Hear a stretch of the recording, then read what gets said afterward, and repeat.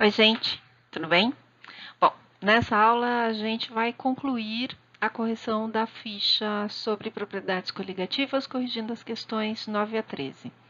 Eu espero que vocês já tenham resolvido e tenham poucas dúvidas. Vamos lá, então.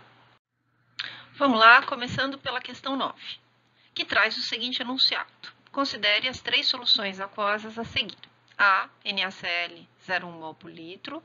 B, sacarose, meio mol por litro. C, cloreto de cálcio, 0,2 mol por litro. Considere ainda o grau de dissociação iônica do NaCl igual a 100% e do CaCl2, 90%. O item A. Determine a massa em gramas de soluto para se preparar 250 ml da solução A, meio litro da solução B e 1 litro da solução C. Bom, esse item A, a gente vai começar por ele não tem nada de propriedade coligativa. Ele tem a ver lá com o cálculo de soluções e concentrações, né? Com o tópico soluções e concentrações. Então, começando pela solução A, a gente tem 0,1 mol em 1 litro, no volume dado lá no enunciado 250 ml, ou 0,25 litros, 0,025 mol. Bom, o que ele quer é a massa. Então, eu preciso calcular a massa molar do NaCl, 58,5 gramas por mol, e eu tenho lá 1 mol, 58,5 gramas, 0,025 mol, equivale a 1,46 gramas. Passando para a solução B, a solução de sacarose. Então, meio litro, meio mol por litro, em meio litro, metade disso, 0,25 mols. A massa molar da sacarose, 342 gramas mol. 1 mol, 342 gramas, 0,25 mols, correspondem a 85,5 gramas. E, finalmente, a solução C, a solução de cloreto de cálcio, o CaCl2, cuja massa molar é 111 gramas mol. Como é 1 litro, a gente vai direto para a última proporção, né? 1 mol, 111 gramas, 0,2 mols, correspondendo a 22,2 gramas. Vamos passar, então, para o item B. O item B, ele diz o quê? Indique qual delas deve apresentar maior pressão máxima de vapor do solvente, maior temperatura de ebulição e menor temperatura de fusão. E o item C, para determinar a pressão osmótica de cada uma das soluções. Então, aqui, agora, a gente vai passar para o tema propriedades coligativas, né? Verificando como a presença desses solutos, cloreto de cálcio, NaCl e sacarose, afeta a pressão máxima de vapor da solução, a temperatura de ebulição e a temperatura de fusão, além da pressão osmótica do meu sistema. Vamos lá para a questão B, então. Então, eu copiei aqui para esse slide as soluções, então, as três soluções que a gente tem, as suas concentrações e as perguntas, Então, são perguntas relacionadas aí a uma propriedade coligativa. Há propriedades coligativas. Então, a gente vai falar de efeito coligativo. O efeito coligativo ele é proporcional à concentração de soluto vezes o fator de Van 't Hoff. Então, e aí a gente tem lá a nossa solução de NaCl. A gente tem que lembrar que no caso do NaCl, ocorre uma dissociação iônica em Na+, e Cl-. E como o nosso enunciado está dizendo que o grau de dissociação iônica é 100%, a gente vai considerar aí que o I é igual a Q, ou seja, a quantidade de partículas geradas em solução. Dessa forma, o que a gente tem? Que a concentração ali do NaCl 0,1, ela está colocada aqui, e ela vai ser multiplicada pelo fator de Van 't Hoff. Então, esse nosso efeito coligativo, ele é proporcional a uma concentração de 0,2 mol por litro de partículas em solução. Bom, e no caso do CaCl2? O CaCl2 é outro composto iônico, é a solução C, que dissocia em Ca+, e Cl- e apresenta aí uma concentração 0,2 mol por litro. Então, o nosso efeito coligativo aqui, ele seria proporcional a 0,2 vezes o I. E a gente não pode calcular e considerar I igual a Q, porque o enunciado está dizendo que o grau de dissociação iônica do CaCl2 é de 90%. Então, o que eu preciso fazer? Eu preciso aplicar essa equação aqui e vou substituir os valores, né? Então, eu vou colocar lá que o I vai ser igual a 1 mais 0,9, 3 menos 1, isso vai me dar 2,8. Então, a hora que eu for analisar lá o meu efeito coligativo, o que eu vou ter? Que esse meu efeito coligativo, ele vai ser proporcional a 0,2, sendo 0,2 a concentração do cloreto de cálcio, vezes 2,8, e 2,8 o fator de Van 't para o cloreto de cálcio, considerando lá o grau de dissociação iônica de 90%. Isso significa que o efeito coligativo provocado pela presença de CaCl2 nessa quantidade, ou nessa concentração 0,2 mol por litro, é equivalente a uma concentração de soluto de 0,56 mol por litro. Por fim, a gente vai analisar a solução de sacarose, né? Então, a sacarose é um soluto molecular que não ioniza e, portanto, apresenta I igual a 1. Assim, nesse caso, a gente teria um efeito coligativo correspondente a 0,5. 0,5 é a concentração de sacarose dada no enunciado, vezes o fator de Van 't, que é 1 no caso da sacarose. E a gente tem um efeito coligativo aqui proporcional à concentração de soluto de 0,5 mol por litro. Então, vamos lá. Analisando esses resultados de efeitos coligativos, o que a gente percebe? Que a solução que tem o maior efeito coligativo é a solução de cloreto de cálcio. Então, se é a solução de cloreto de cálcio, na solução de cloreto de cálcio, a gente vai ter o quê? Né? A gente tem o maior abaixamento da temperatura, da pressão máxima de vapor, mas é o maior abaixamento da pressão máxima de vapor. Então, não é a maior pressão máxima de vapor. Mas a gente vai ter a maior elevação da temperatura de ebulição e o maior abaixamento da temperatura de fusão. Portanto, a solução com maior temperatura de ebulição e também a solução com menor temperatura de fusão é a solução de cloreto de cálcio. Agora, aquele sistema que tem o menor efeito coligativo é o NaCl.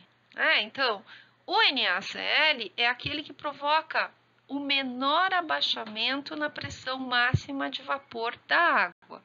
Portanto, a solução com maior pressão máxima de vapor é a solução de NaCl. Vamos lá para o item C. Determine a pressão osmótica de cada uma das soluções a 27 graus Celsius. Aí a gente tem que lembrar que a equação para a determinação da pressão osmótica, π, é semelhante àquela da equação geral dos gases, né? Então, a gente vai falar que π é igual a concentração vezes R vezes T vezes I, sendo I o fator de Van 't.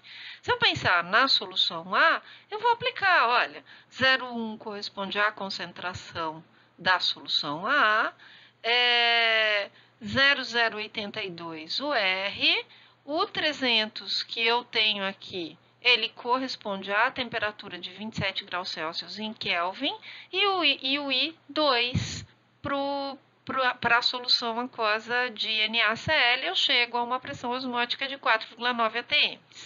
A solução B, eu vou fazer a mesma coisa. A solução B, lembrando que é a solução de sacarose, meio mol por litro. Então, o que eu tenho aqui, o meio correspondendo à concentração de sacarose, o 0,082 o R, eu uso o mesmo R da constante universal dos gases, 300 a temperatura e 1 o I para a sacarose, que é um soluto molecular.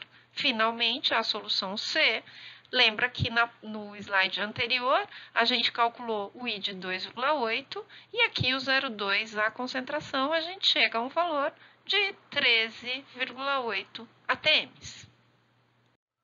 A questão 10 traz o seguinte enunciado. Considere os sistemas 1, 2, 3 numa temperatura e o comportamento de cada um desses sistemas representados no gráfico. Sistema ação, água pura, glicose, meio mol por litro, KCl, meio mol por litro.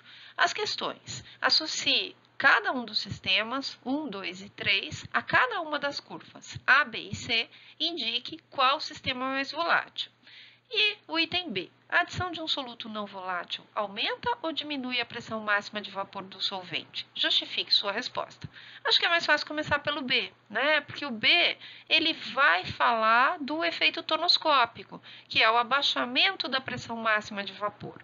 Por que abaixa a pressão máxima de vapor? Então, a gente tem que lembrar que a pressão máxima de vapor está relacionada ao fenômeno de evaporação, que é um fenômeno de superfície. E eu tendo soluto dissolvido no meu solvente, eu diminuo a probabilidade de evaporação, de vaporização do meu solvente. Daí, o abaixamento da pressão máxima de vapor.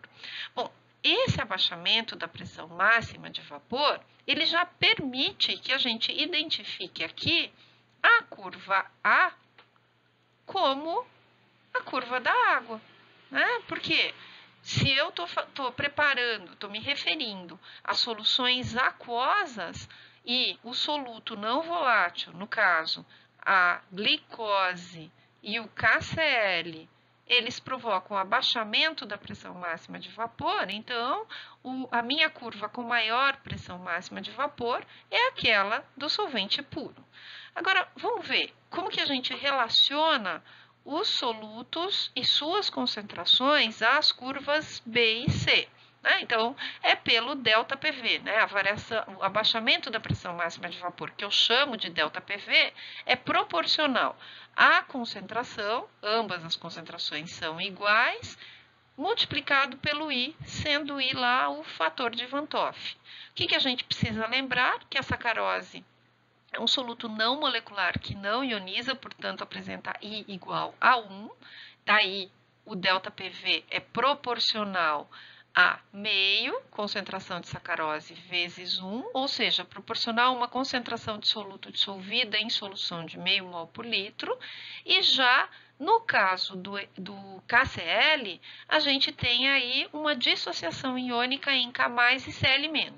Quando o enunciado não diz nada, a gente considera o nosso I igual a Q. Então, sendo I igual a Q, o que eu vou dizer? Que esse abaixamento é proporcional a meio vezes 2. Portanto, é proporcional a uma concentração de partículas de 1 mol por litro, né? 2 vezes meio, 1. Logo, a solução que apresenta o maior abaixamento da pressão máxima de vapor é a solução de KCl. Assim, eu tenho que a minha solução B, né, a minha curva B, corresponde à curva da glicose e a curva C, a curva do KCl.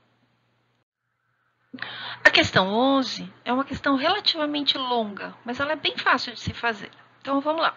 Para evitar alterações nas células sanguíneas, como a hemólise, as soluções utilizadas em alimentação endovenosa devem apresentar concentrações compatíveis com a pressão osmótica do sangue. Foram administradas a um paciente por via endovenosa em diferentes períodos 2 soluções aquosas, uma de glicose e outra de cloreto de sódio, ambas com concentração igual a 0,31 mol por litro a 27 graus Celsius. Aí, há algumas considerações, que a pressão osmótica do sangue a 27 graus Celsius é igual a 7,62 atm, a solução de glicose apresenta comportamento ideal e o cloreto de sódio encontra-se 100% dissociado. 2 questões. Calcule a pressão osmótica de ambas as soluções e indique suas classificações em relação à pressão osmótica do sangue. E B. As curvas de pressão de vapor em função da temperatura para soluções de glicose e cloreto de sódio são apresentadas no gráfico ao lado. Aponte a curva correspondente à solução de glicose e justifique sua resposta. Terceiro item, eu falei 2, são 3.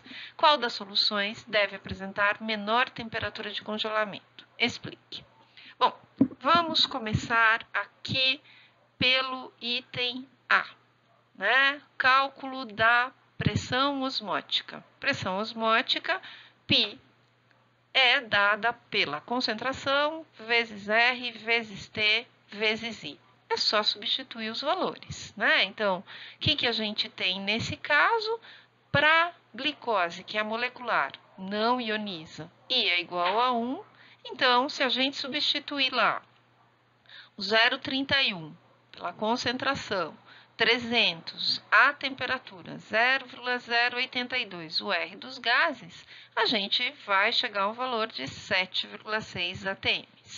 No caso, eu vou dizer que essa solução, como apresenta uma pressão osmótica muito próxima à pressão osmótica do sangue, 7,62, praticamente igual, a gente diz que ela é isotônica ao sangue. Bom, e agora no caso do NaCl? Então, ele está dizendo que é 100% dissociado. Então, o meu I vai ser igual a 2. Eu vou fazer a mesma coisa e vou multiplicar por 2. E a minha pressão osmótica vai dar o dobro, 15,2. Portanto, trata-se de uma solução hipertônica com relação ao sangue. Vamos lá? O que a gente tem aí passando para o item B? Então, curvas de pressão máxima de vapor. E aí a gente vai lembrar do efeito tonoscópico, o abaixamento da pressão máxima de vapor causada pela presença de um soluto. Esse abaixamento da pressão máxima de vapor é proporcional à concentração vezes o I. Ambos têm a mesma concentração, só que o I para a solução de NaCl aqui é 2. Enquanto para a solução de glicose é igual a 1. Então, se eu tenho um I maior para o NaCl, eu vou ter um maior abaixamento da pressão máxima de vapor com relação à da água. Logo, a minha solução de menor pressão máxima de vapor é aquela que contém o NaCl. Portanto, é a solução B. Já a solução A, a curva A, não a solução, a curva A é a curva da glicose. Aí, a gente vai lá para o item C, Então, nesse item C, ele está falando da menor temperatura de congelamento, ou seja, maior abaixamento da temperatura de fusão. É aquela que tem o maior efeito coligativo. É a solução de NaCl. Questão 12. Um tipo de sapo do sudeste da Ásia, Rana cancrivora, nasce e cresce em locais de água doce, tais como rios e lagos. Depois de atingir seu desenvolvimento pleno nesse ambiente, o sapo adulto possui duas características marcantes. A primeira delas é ser dotado de uma pele de alta permeabilidade, que lhe permite trocar eficientemente O2 e CO2 gasosos, água e íons entre seus tecidos e o meio aquático externo. A segunda característica é que, na procura por alimentos, ele se move para manguezais, onde o teor salino é muito mais elevado que o do seu meio aquático original. Para evitar os danos que poderiam resultar da mudança de ambiente, o sapo dispõe de recursos metabólicos que podem envolver a diminuição da excreção de NaCl ou da ureia contidos em seu corpo, sendo que, neste caso, a ureia não sofre hidrólise. Item A. Supondo que o controle dos efeitos da mudança de ambiente fosse feito exclusivamente pela retenção de NaCl pelo organismo desse sapo, seria necessária a retenção de 2,63 gramas de NaCl por 100 ml de líquido corporal. Se o controle fosse feito exclusivamente pela retenção de ureia pelo organismo desse sapo, calcule a quantidade em gramas de ureia por 100 ml de líquido corporal para obter o mesmo efeito de proteção que no caso do NaCl. Item B.